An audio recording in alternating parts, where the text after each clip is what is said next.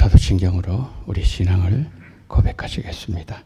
전능하사 천지를 만드신 하나님 아버지를 내가 믿사오며 그 외아들 우리 주 예수 그리스도를 믿사오니 이는 성령으로 잉태하사 동정녀 마리아에게 나시고 본디오 빌라도에게 고난을 받으사 십자가에 못 박혀 죽으시고 장사한 지 사흘 만에 죽은 자 가운데서 다시 살아나시며 하늘에 오르사 전능하신 하나님 우편에 앉아 계시다가 저리로서 산자와 죽은 자를 심판하러 오시리라. 성령을 믿사오며 거룩한 공예와 성도가 서로 교통하는 것과 죄를 사하여 주시는 것과 몸이 다시 사는 것과 영원히 사는 것을 믿사옵나이다. 아멘.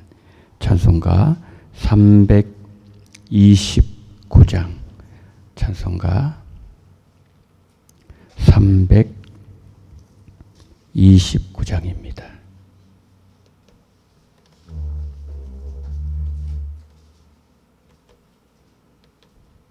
우리 함께 찬양하십니다.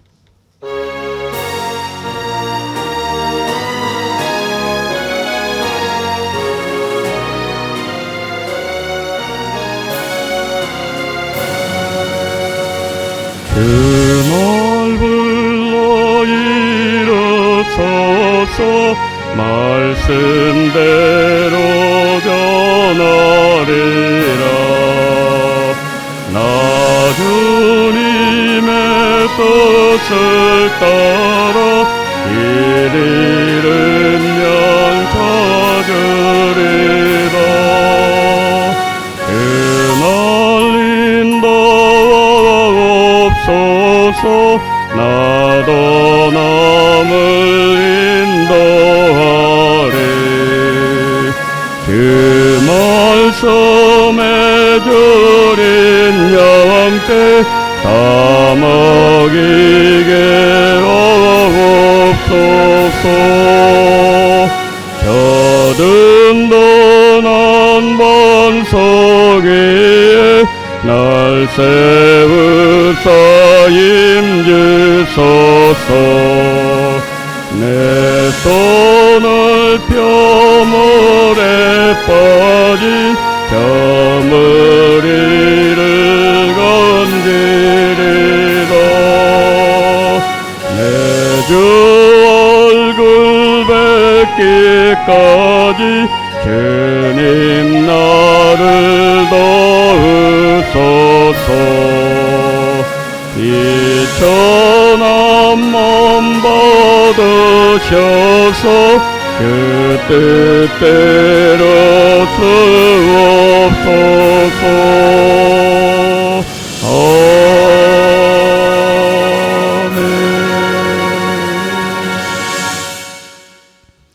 하나님 말씀 에베소서 3장 말씀을 보십니다. 에베소서 3장 우리 1절로 13절입니다. 에베소서 3장 1절부터 13절 말씀 우리 한 절씩 교독하십니다. 이름으로 그리스도 예수 일로 너희 이방인을 위하여 갇힌 자 된 나 바울이 말하거니와 너희를 위하여 내게 주신 하나님의 그 은혜의 경륜을 너희가 들었을 터이라. 곧 계시로 내게 비밀을 알게 하신 것은 내가 먼저 간단히 기록함과 같으니 그것을 읽으면 내가 그리스도의 비밀을 깨달은 것을 너희가 알 수 있으리라. 이제 그의 거룩한 사도들과 선지자들에게 성령으로 나타내신 것 같이 다른 세대에서는 사람의 아들들에게 알리지 아니하셨으니 이는 이방인들이 복음으로 말미암아 그리스도 예수 안에서 함께 상속자가 되고 함께 지체가 되고 함께 약속에 참여하는 자가 됨이라. 이 복음을 위하여 그의 능력이 역사하시는 대로 내게 주신 하나님의 은혜의 선물을 따라 내가 일꾼이 되었노라. 모든 성도 중에 지극히 작은 자보다 더 작은 나에게 이 은혜를 주신 것은 정량할 수 없는 그리스도의 풍성함을 이방인에게 전하게 하시고 영원부터 만물을 창조하신 하나님 속에 감추었던 비밀의 경륜이 어떠한 것을 드러내게 하려 하심이라. 이는 이제 교회로 말미암아 하늘에 있는 통치자들과 권세들에게 하나님의 각종 지혜를 알게 하려 하심이니 곧 영원부터 우리 주 그리스도 예수 안에서 예정하신 뜻대로 하신 것이라. 우리가 그 안에서 그를 믿음으로 말미암아 담대함과 확신을 가지고 하나님께 나아감을 얻느니라. 함께요. 그러므로 너희에게 고하노니 너희를 위한 나의 여러 환난에 대하여 낙심하지 말라. 이는 너희의 영광이니라. 아멘. 바울이 에베소서를 기록할 때 바울은 로마 감옥에 갇혀 있었습니다. 그러자 에베소 성도들이 낙심을 했습니다. 13절에 이렇게 말씀합니다. 그러므로 너희에게 고하노니 너희를 위한 나의 여러 환난에 대하여 낙심하지 말라. 그렇게 말씀하고 있죠. 왜 에베소 성도들이 낙심했을까요? 더 이상 바울이 복음을 전할 수 없다는 사실을 그들이 마음에 담고 있었기 때문에 그렇다는 거죠. 그런데 바울의 생각은 달랐습니다. 감옥에 있어도 좋고 석방되어도 좋다는 것이 바울의 생각이에요. 굳이 그 가운데 하나 선택하라면 나는 차라리 감옥에 있겠다. 참 바울의 생각하고 이 에베소 교회 성도는 완전히 다르죠.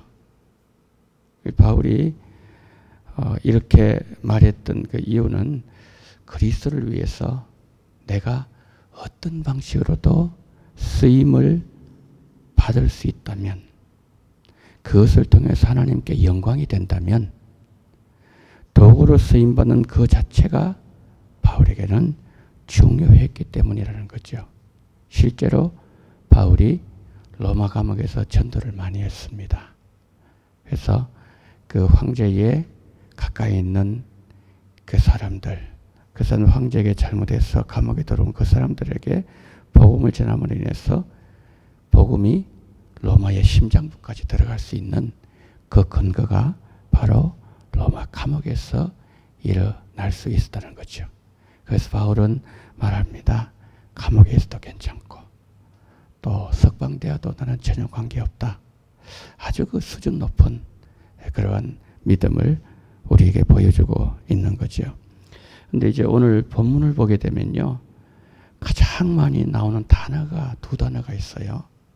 첫 번째는 비밀이라는 단어입니다. 이게 3번 나옵니다. 그 다음에 두 번째 오늘 말씀드리고 싶은 이 은혜라는 단어가 있는데요. 이게 또 3번 나옵니다. 2절 한번 보십시오. 너희를 위해 내게 주신 하나님의 그 은혜의 경륜을 너희가 들었을 때이라. 은혜라는 단어 말씀하고 있죠. 그 다음에 7절 보십시오. 이 복음을 위하여 그의 능력의 역사하시는 대로 내게 주신 하나님의 은혜의 선물을 따라. 은혜. 8절 보십시오. 모든 성도 등의 지극히 작은 자보다 더 작은 나에게 이 은혜를 주신 것은.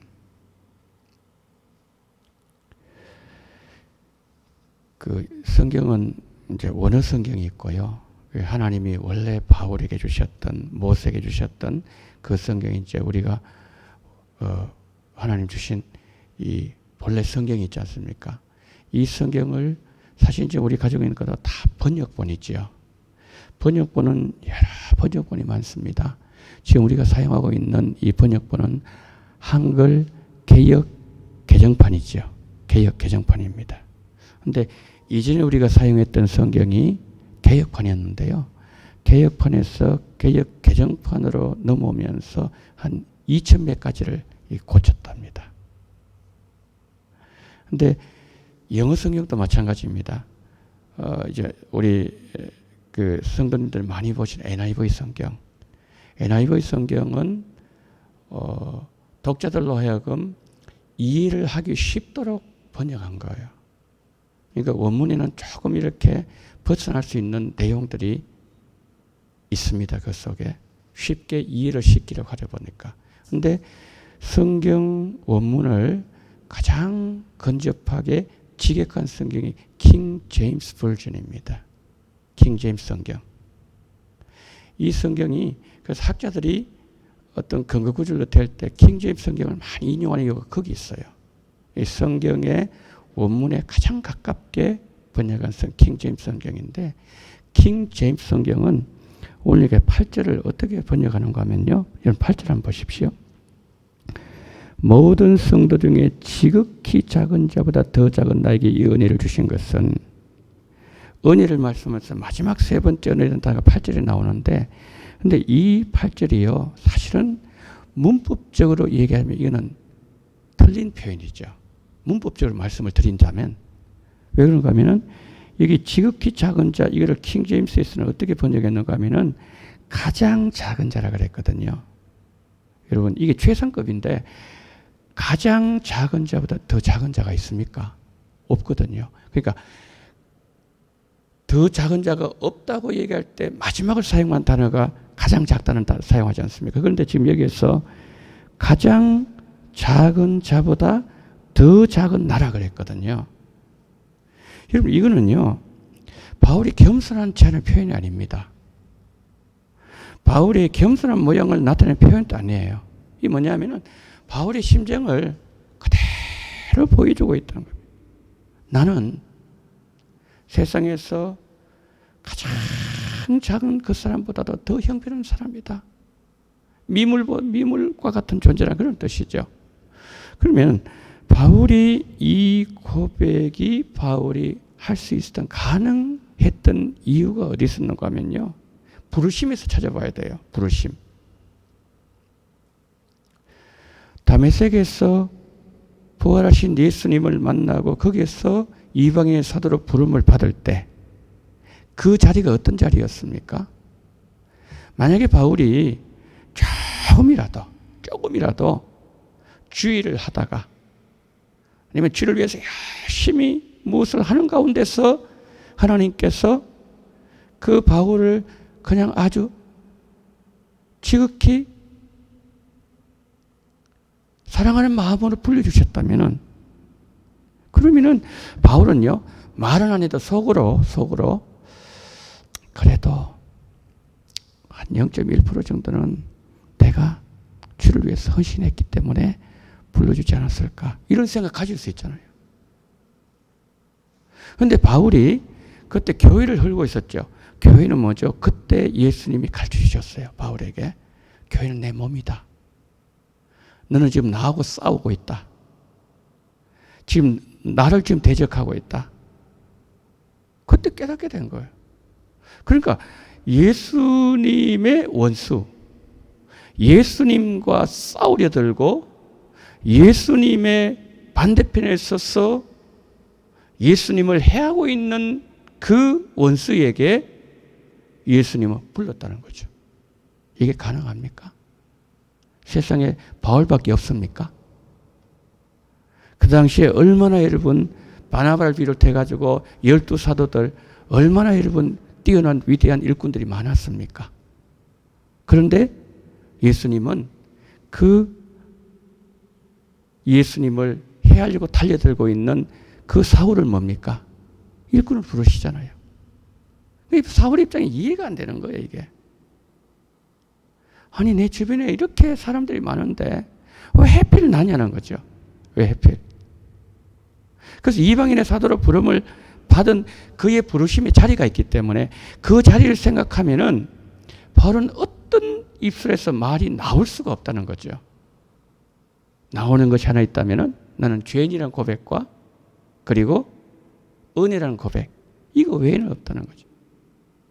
실제로 바울이 에베소 교회뿐만 아니라 이 은혜라는 단어를 참 많이 사용하지 않습니까? 항상 은혜와 평강이 너에게 있을지어다. 이 카리스라는 단어, 이 은혜 평강. 근데 바울이 이제 이 에베소서를 기록하고요, 로마 감옥에서 기록했죠. 기록하고 한 3년 정도 지났습니다. 지나고 난 뒤에 그가 기록한 서신이 디모데전서거든요. 마지막으로 기록한 것은 디모데 후서고, 그 디모데 전서에서 그가 1장 12절에서 뭐라고 말씀을 하는가 하면은 나는 죄인 중 괴수라고 그랬어요. 자, 지금 여기 성도들이 있습니다. 성도들의 모임이 있어요. 지금 여기서 모든 성도라 그랬거든요. 성도들이라는 이 그룹 중에서 나는 가장 미약한 자다 그랬어요. 근데 3년 이후에 성도들이 있고 불신자들이 있지 않겠습니까? 이 모든 그룹을 다 총망라해가지고 그 사람들 가운데 악한 자들이 있는데 그 악한 자들 뽑아놓은 이 악한 자들 죄인 가운데서도 나는 어떤가는 죄인이다. 지금 여기서는 가장 작은 자라 그랬죠. 그런데 3년 지나고 난 뒤에는 그는 죄인들 중에 내가 가장 악하다. 세상에 가장 악한 사람 한 사람 뽑으라면 나다, 나.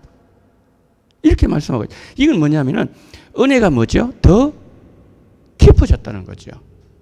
은혜가 더 편만하게 확장되었다는 거죠. 은혜가 더 높아졌다는 것을 말씀하고 있는 그런 내용이죠. 그래요. 오늘 우리에게 요구되는 것, 성경에 대한 탁월한 해석과 지식이 아니라는 거죠. 그것도 필요하겠죠. 그러나 우리가 바울을 보면서 정말로 우리에게 필요한 것이 있다면 하나님 은혜의 깊이, 그 은혜의 높이, 그 은혜의 편만함. 그러니까 시간이 가면 갈수록 바울은 이 은혜의 세계 속에 뭡니까? 더 잠기게 되었다는 것을 우리에게 보여주고 있는 거죠.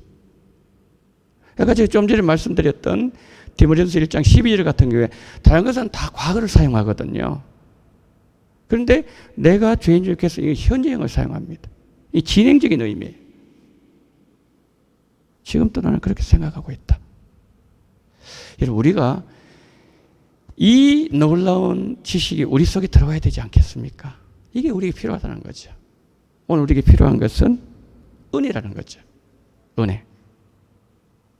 감옥에 갇혀도 이 은혜가 이제 들어오잖아요. 감옥 갇혀도 괜찮아요. 이 우리가 도달해야 될 이 은혜 수준이라는 거죠. 석방돼도 괜찮아요. 잘 묻습니다. 그러면 바울 하나만 딱 선택했어요. 그러면 난 차라리 감옥에 있겠다. 그 속에 하나님의 영광이 드러나는 장소라면은 장소는 전혀 관계가 없다는 거죠. 바울은 그러니까 어디 매이는 존재가 아니었다는 거죠. 자신이 육신은 매있겠죠. 여기는 감옥에 수임 번호가 있고 출입국에 통제가 있지만 그러나 그 영혼은 자유했다는 거죠. 이게 우리에게 필요하지 않습니까? 저에게 이 은혜가 필요하고 오늘 여기 나와 계시는 또 방송으로 보시는 우리 성도들에게 필요한 것이 바로 이거라는 거죠. 예수님의 영광, 하나님의 영광을 드러내는 삶, 또 그에 대한 고백, 그것이 오늘 우리에게 필요한 것이다 라고 말씀하고 있습니다. 바울이 경험했던 이 말로는 설명되지 않는 은혜, 이 은혜가 오늘 이 예배에 함께 하시는 우리 성도님들과 함께 하시기를 축복합니다. 자, 우리 한번 기도하겠습니다. 자, 보니까 태풍 오늘 상륙한다고 보도가 있었죠. 그래서 우리 참 이 태풍으로 인해 가지고 피해가 최소화될 수 있도록 우리가 기도해야 됩니다. 하나님 큰 어려움 당하지 않도록 이 태풍을 인해 가지고 집을 잃고 어려움 당한 일이 없도록 이 백성들을 불쌍히 여겨 달라고 주님 최소한 피해가 아예 없으면 좋겠지만 주님 우리에게 은혜를 베풀어 달라고 태풍을 위해서 여러분 먼저 기도해 주시고요. 두 번째 오늘 우리가 본문에서 보았던 이 은혜 내 영혼에 오늘 또 부어달라고 기도하시고 마지막으로 양육학교 많이 배울 수 있는 은혜를 달라고 다 같이 통성으로 기도하십니다. 사랑이 많으신 우리 하나님 아버지, 하나님 은혜와 사랑을 감사합니다. 전능하신 우리 하나님 아버지, 자비로우신 우리 하나님 아버지, 오늘 하나님 아버지여 우리에게 말씀을 주심을 감사합니다. 전능하신 하나님 아버지, 아버지 하나님이여 지금 태풍이 올라오고 있는 가운데 있는데 하나님 아버지여, 저 부산과 울산을 아버지 하나님이여 강타한다고 말씀하는데 아버지 보도가 있는데 하나님 아버지 원합니다. 제주도도 붙잡아 주시옵시고 박은원 목사님 토산교회도 붙잡아 주시옵시고 하나님 아버지여, 또한 하나님 아버지여 백대훈 목사님, 하나님 아버지여 예원교회도 주님께서 붙잡아 주시옵시고 아버지 하나님 모든 성도들을 붙잡아 주시옵시고 이 민족을 붙잡아 주시옵시고 태풍으로 인하여 하나님 아버지여 정말 그 피해가 최소화될 수 있도록, 아니 없었으면 좋겠지만 하나님 그러나 지나가는 그 자리에 하나님 아버지 하나님께서 보호해 주시고 붙잡아 주심으로 말미암아 우리 인간의 연약함을 깨닫게 하시고 우리 인간의 모든 것이 아무것도 아님을 하나님 아버지 우리로 하여금 알게 도와주시기를 하나님 아버지여 간절히 원합니다. 전능하신 하나님 아버지, 인간의 하나님 아버지여 어떤 일을 행한다 할지라도 하나님의 한 번 바람 불면은 모든 것이 날아가고 모든 것이 뽑혀지고 파괴되어지는 이 현실을 보면서 하나님의 위대하심과 모든 아버지 하나님의 만물을 창조하시고 지금 아버지 하나님의 모든 것을 섭리하시는 하나님의 힘과 그 권위 앞에 무릎을 꿇을 수 있는, 우리가 연약한 존재임을 고백할 수 있는 은혜를 허락하여 주시기를 원합니다. 자비로우신 하나님 아버지, 하나님께서 우리 모든 하나님의 백성들 한 사람 한 사람 붙잡아 주시기를 하나님 아버지에 간절히 소망합니다. 자비로우신 우리 하나님 아버지, 은혜가 충만하신 하나님 아버지, 하나님께서 아버지 하나님이여 아버지 하나님 우리에게 바울의 은혜를 주시기를 원합니다. 감옥에 들어가도 괜찮고 감옥에서 아버지를 석방되어도 괜찮고 하나님 아버지 내가 주의 영광을 위하여 정말 아버지 주의 아버지 하나님이여 정말 이름을 위하여 쓰임을 받는다면은 그것만을 나는 족하고 그것만으로 내가 아버지 하나님에 감사한다고 바울이 고백했던 것처럼 이 아버지 하나님이여 정말 환경을 초월할 수 있는 이 믿음과 은혜를 우리에게 허락하여 주시기를 하나님 아버지여 간절히 기도드리고 소망합니다. 전능하신 하나님 아버지, 그러므로 인하여 우리 삶 속에 어떠한 막힘과 어떠한 하나님의 제한과 어떠한 아버지의 묶임이 있다 할지라도 하나님 아버지여 주님께서 아버지 하나님의 은혜를 부어주심으로 인하여 아버지 그 은혜가 모든 것을 다 이겨낼 수 있도록 하나님께서 우리에게 특별한 은혜로 우리 주님 함께하여 주시옵소서. 하나님 아버지여 원합니다. 이제 아버지 하나님 후반기 양육학교 시작됩니다. 하나님 아버지여 많은 성도님들이 하나님의 말씀을 배울 수 있는 은혜를 베풀어 주시기를 원합니다. 그러므로 인하여 신천지가 하나님 아버지여 행행하는 이때에 하나님 아버지여 우리를 틈타고 있는 이때에 하나님 아버지여 교회 중심의 신앙생활, 교회 안에서 성경을 배우고 하나님 아버지 교회 안에서 하나님의 말씀을 들을 수 있는 우리 원동의 모든 성도님들 될 수 있도록 은혜 위에 은혜를 허락하여 주시옵소서.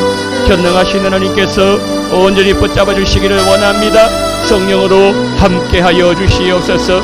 능력으로 역사하여 주시옵소서. 오늘 이 아침에 하나님 아버지여 우리 성도님 기도하시는 제목들마다 우리 주님 함께 해주시옵시고 하나님 아버지여 그 모든 기도를 주님께서 들으시고 하나님의 뜻을 온전히 이루어 주시옵시고 우리 하나님 아버지 욕심을 이루는 시간 되지 말게 하시고 아버지 하나님의 뜻을 오늘도 아버지 아뢰며 나아가는 아버지 그러한 귀한 은혜가 우리 모두에게 풍성하게 넘치게 하여 주시옵소서.